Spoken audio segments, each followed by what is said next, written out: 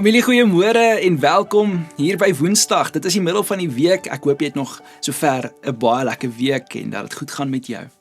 Ons gesels hierdie week oor Jesus het kom wys hoe. En gister het ons gesien dat vrugbaarheid in goeie werke uit 'n lewe in Jesus begin en voortkom. Vandag gaan ons kyk na die beeld van die wingerdstok en dit verder ondersoek. Jesus kom in Johannes 15 vers 1 tot 2 en hy sê die volgende: Ek is die ware druiwerstok en my Vader is die tuinier. Elke loot aan my wat nie vrugte dra nie, sny hy af.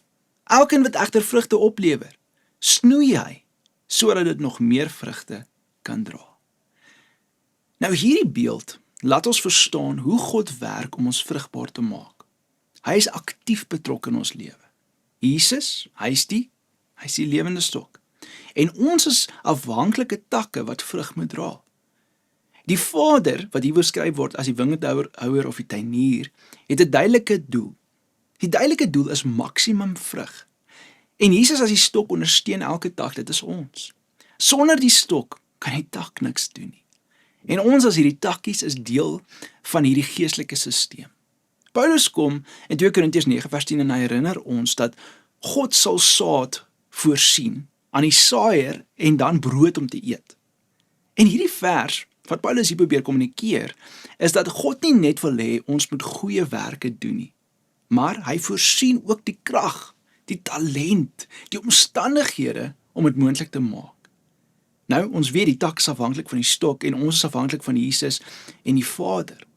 En ons weet ook dat vrug kom nie uit ons eie krag nie, dit kom uit 'n blywende verbintenis aan Jesus. Elke goeie werk wat jy doen, elke lewe wat jy aanraak, is 'n uitvloeisel van jou verhouding met Jesus. Ek wil vandag vinnig die rol van die wingerdstok met sy takkies vir ons probeer ontpak. Kom ons sê eerstens die Vader as die wingerdhouer. Hy sorg dat elke tak gesond is. Hy sny wat nie nodig is nie en hy prys die wat groei. Dan is daar Jesus as die stok. Hy verskaf lewe en krag, sonder hom is daar geen vrug nie. Ons weet dit nou baie duidelik. En dan derdens, ons as die takkies. Ons is diegene wat die vrug dra. Ons goeie werke, ons gehoorsaamheid, ons lewe. Dit is ons roeping. Dis hoekom ons op aarde is. Buite ons daaglikse 9 tot 5 werk, is ons geroep om vrug te wees.